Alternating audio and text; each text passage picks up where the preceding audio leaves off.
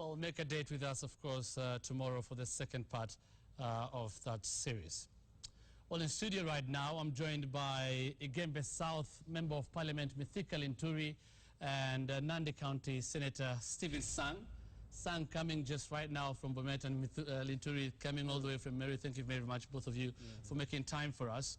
I'm sure you're from Bomet. Yes. People are looking at the rallies that the Senate has started, seeking the people's nod in making amendments. So I'll start with you, Mheshimiwa Linturi. What do you think of what they've started doing?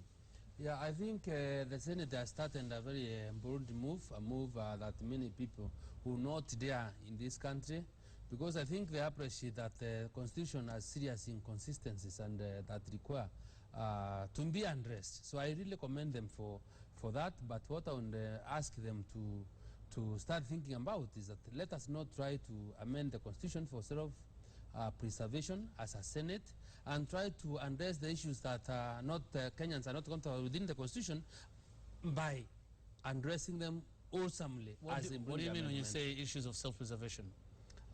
I'm talking about issues of preservation because the move has been brought by the Senate because of their discomfort with Parliament passing the Division of Revenue Bill disregarding the amendments. So that's why I'm saying they should not be doing it for self-preservation. Are they not right are you not right in doing that? One, I think we really not engaged in this process for self-preservation. It is important for Kenyans to understand and appreciate two things. One, we have taken two approaches. We have an issue that we have presented to the courts. We are seeking an advisory opinion from the Supreme Court with regard specifically to the Division of Revenue Bill. In fact, as a matter of fact, we are not engaged on, we are not discussing the issue of amendment to the Constitution specifically to address the Division of Revenue Bill. What are you doing? We think that we have a case in court and we will be proved right by the Supreme Court. But we are looking at the entire framework of strengthening devolution in this country, and therefore the process that we are engaged in, sensitizing the people of this country, is not specifically targeting the Division of Revenue Bill. We are looking at. Why do you keep saying that there are people in the executive against this and against you as a Senate and devolution? Well, and who are these people you keep saying as a Senate? I don't think that is a position that has been taken by the Senate. Some senators have been saying some senators may have mentioned that. I mean, I really wouldn't be here to defend some of those senators. But what I'm specifically saying is that as a Senate, we find it inappropriate that the President proceeded on to sign, the Division of Revenue Bill as passed and forwarded to them by Parliament with total disregard to, input by the Senate. Were his reasons not enough for you? Were they enough for the National Assembly? What? The reasons for the President to assent to the bill? In my view, the President acted legally. He was right to do so, because when you look at the role of Parliament, one of the major roles is to determine allocation of funds within the levels of government. And in our wisdom, and considering what the law provides for, is a basic of 15, a minimum of 15. What we provided in the Senate was within the law. And where the Senate, in my view, and the way we feel quite comfortable with that, with the amendment of the bill, is because the Senate was not telling Kenyans where are we going to get the money. But the Senate decided, because they feel that CNDF is not supposed to be run by members of Parliament, the 23 billion that is allocated to CNDF can be taken to go to the Senate, because they believe that it's part of the devolved funds. The rare money that goes to every constituency for electrification, money that goes to the constituencies for bursaries. So that is where the Senate thought that they would get the money. And this made us very uncomfortable, and we said this is something we cannot allow, and we must make sure that the money that goes down there has really to remain. Because when you look at the devolved functions, especially to the county governments, especially to do with education, you will find that in education, counties are supposed to preoccupy themselves with the issue to do with polytechnics and pre-primary.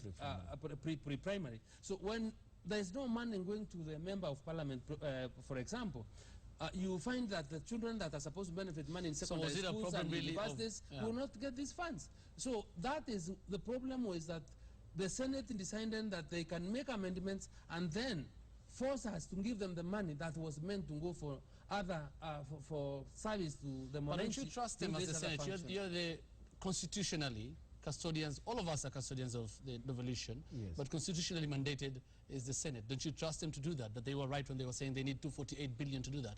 And we know there are services now in the budget, there are services that are devolved, especially health and agriculture, in the, to the counties. I believe 210 billion shillings is good enough to start this process, considering that the counties have just started operation.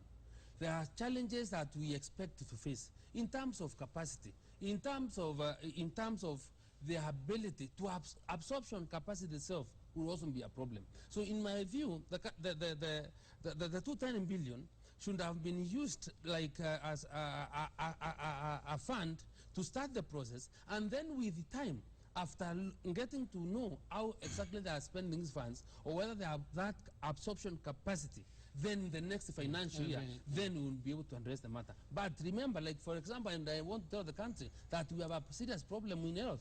64 billion has been devolved to health, and the function was devolved, which is in order. But what I'm waiting to see is whether the county governments has capacity, either to supply the very drugs that are required, to pay the men. What do they need then? Resources, isn't it? To do that? Human resources is seriously required for them to really execute that function. Let me bring the Senate.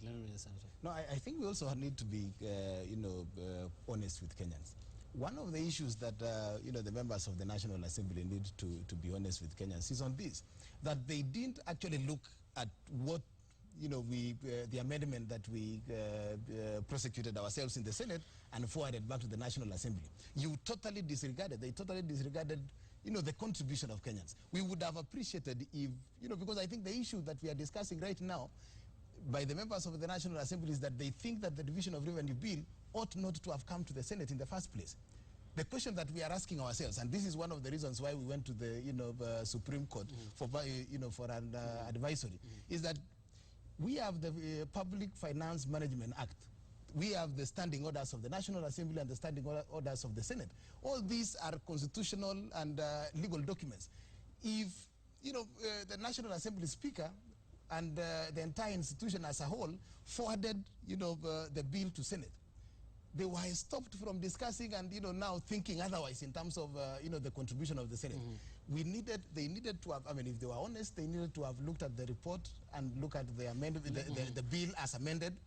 If they think that we didn't have enough resources to cover for the 48 billion, then you should be able to address those particular issues, but not just dismissing contribution of Senate to the devolution division of Revenue Bureau and to go to the Senate, for purposes of being understood very clearly, is because the Senate cannot generate the county revenue allocation in bill without the division of revenue bill, because the division of revenue bill is what tells them from the national government, this is the money that we have allocated to counties. So when you get the money that has been allocated to counties, then you generate that county revenue allocation bill to distribute that money to your counties. So that's why in general the bill must have gone to the Senate, but the bill necessarily did not require such amendments because their power is limited to matters that relate to the counties. Their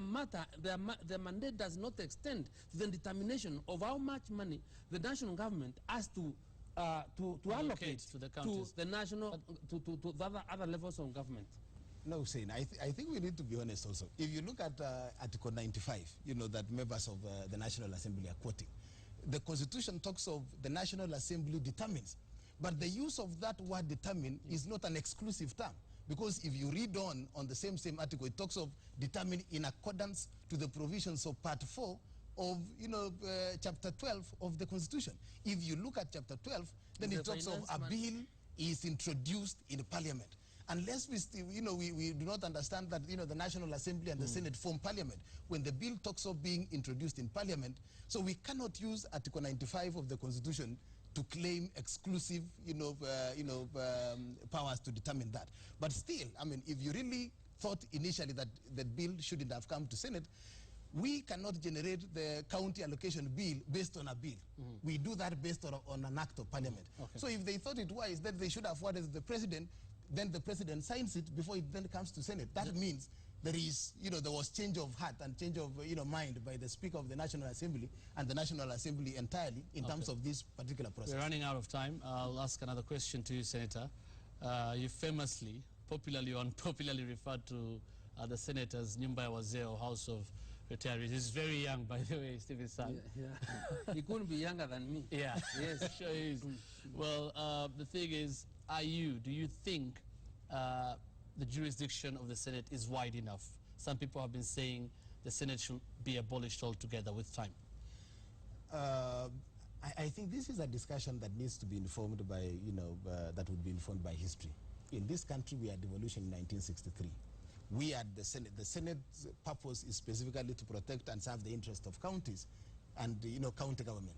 I think that you cannot have a devolved system of government without the Senate. So any discussions, and the people proposing that you can scrap Senate, then, that can easily be equated to mean that you're saying that let us scrap devolution. But more importantly, we think that we have gone to court. We are seeking an interpretation from the court on a number of things. One, with regard to the interpretation of the meaning of the word, bills concerning counties. If the interpretation of the Supreme Court would be narrow, would be narrower than we think as Senate, then we may be keen on prosecuting an amendment to the Constitution to provide for enough powers for the Senate and then and devolution as a whole. Okay. But we think that going to the Supreme Court, we expect that the ruling that the Supreme Court will be able to deliver will be a one that would give us the necessary powers to support devolution. Okay. Very briefly then, unless you have something to say. From that. What I want to also say is I think they should have gone an extra mile to ask the courts to really clarify or do an interpretation of the one devolution. Because in my view, what we are devolving are either resources and the functions to the counties. Is not really about an institution like the Senate you are talking about. So when we take money for REA, money for electricity, money for school fees, for roads, it's devolution. Finally, are there any negotiations going on? Did we really have to come to this? Are you still talking as Parliament, as the National Assembly, the Senate, or Parliament as a whole? Is there anything going on right now? I think as members... Funny enough, you're from the same coalition, I believe, the Jubilee coalition. Yes. And I think it needs to be understood that, this is an issue between the National Assembly and the Senate. It has nothing to do with, the political parties, the coalitions. Two, I think as a Senate, we were very keen from the word go. We insisted, we talked, with the... But it hasn't happened. So is there anything going on right now? No, yes? That you know of? In terms of what? Senate after what has happened. I think there's something I must clarify to the nation. The Senate and the National Assembly has not had any problem at all with each other. And whatever perceptions are trying to be created are fertile imaginations of either people in the media or other people that want to create issues or trying to build mountains from ant hills. There is absolutely, there hasn't been any problem. I'll have to stop that, gentlemen, because of time. Thank you. I think that's one thing, Hussein. If you look at the Constitution, it provides for asymmetrical devolution of powers. We know that we needed more resources in the county government, but we may need to rethink right now and look at the transitional clause, chapter Article 15 of the Constitution, which provides that you don't need to devolve all the functions in the first 1 year. So if we can agree, and I think if you look at the national budget that was read the other day, you still have maternity, free maternity care, finances at the national level. You still have hiring of nurses and all the others. So there is the possibility that if we sit down and engage, between the National Assembly and more importantly with the executive, and we hope you're going to do that. Thank you very much. Thank you, Stephen Sang, Senator for Nandi County, and Igembe South MP, Mithika Linturi. Thank you very much for making time for us tonight.